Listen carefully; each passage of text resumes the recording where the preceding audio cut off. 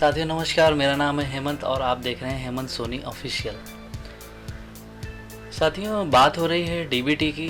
तो डीबीटी का मतलब है डायरेक्ट बेनिफिशियरी ट्रांसफ़र, और ये वो पैसा है जो बच्चों के खातों में जाना है, उनके अभिभावकों के खातों में जाना है।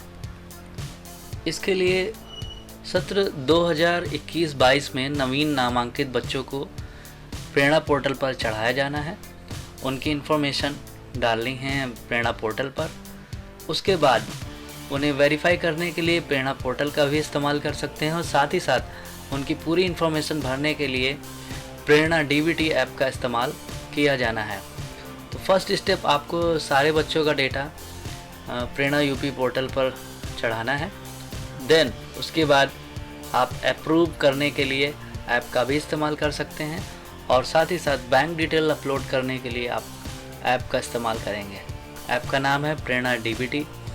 तो इसके लिए कुछ तैयारियां ज़रूरी हैं, तो तैयारी के लिए बढ़ते हैं आगे। कुछ इन्फॉर्मेशंस आपको रिक्वायर्ड होंगी नए बच्चों के एडमिशन के रजिस्ट्रेशन करने के लिए प्रेरणा पोर्टल पर।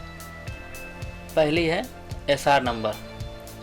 बच्चे का एसआर नंबर तैयार होना चाहिए। अगर आपने एडमिशन लिया है तो उसे एसआर पंजिका में अंकित करें, वही नंबर आपको वेबसाइट पर भी अपलोड करना है।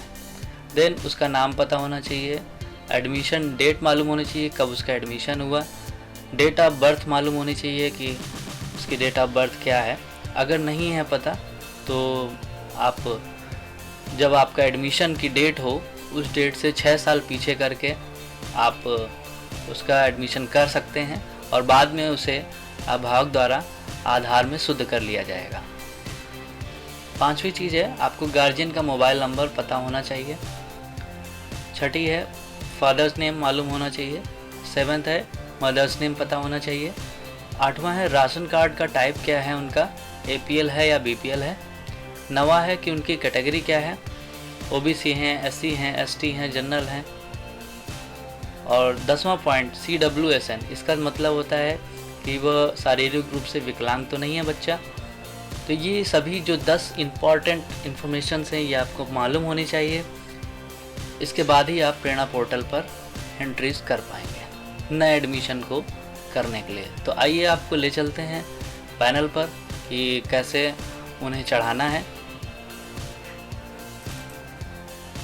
सबसे पहले हम गूगल क्रोम खोलेंगे और इसमें एड्रेस डालेंगे prernaUP.in। इसके राइट हैंड कॉर्नर में आप देखेंगे टीचर लॉगिन लिखा हुआ है, इसको क्लिक करेंगे और यहाँ पर डीबीटी को सेलेक्ट करेंगे। यहाँ पर अपना मोबाइल नंबर डालेंगे और OTP मांगेंगे, तो OTP आपके मोबाइल पर आ जाएगा। उस OTP से जब आप लॉगिन करेंगे, OTP से लॉगिन करने के बाद आप डैशबोर्ड पर आएंगे और वहाँ पर अपनी फीडिंग करेंगे। तो यहाँ पर मैं लॉगिन कर लेता हूँ।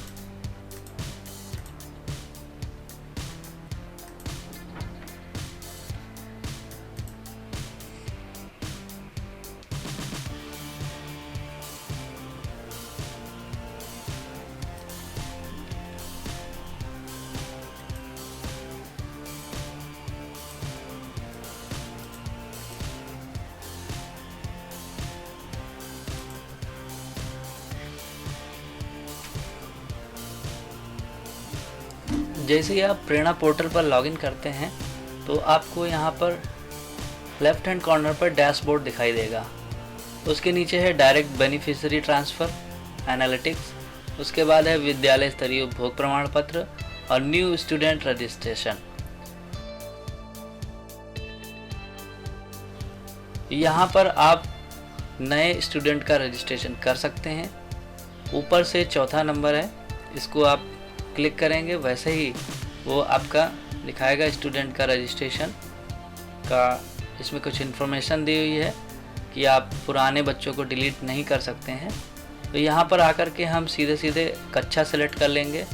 जैसे मान लीजिए कक्षा 1 सेलेक्ट की है हमने, और यहाँ पर उसका SR number, first name, last name, student का आधार अवेलेबल है कि नहीं, यस नो, जेंडर, एडमिशन की date, date of birth.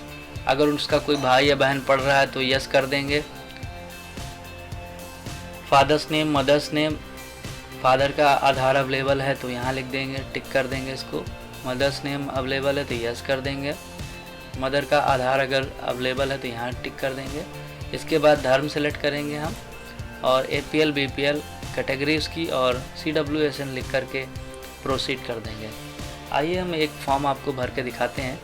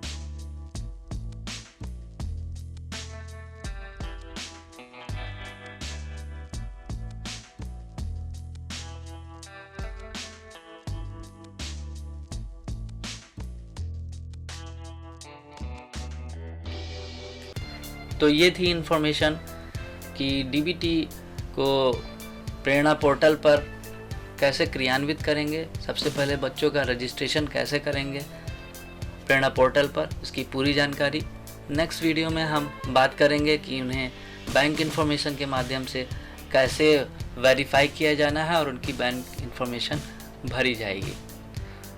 Video देखने के लिए आपका बहुत बहुत धन्यवाद और चैनल को सब्सक्राइब करना, वीडियो को लाइक करना और शेयर करना ना भूलें। बहुत बहुत धन्यवाद।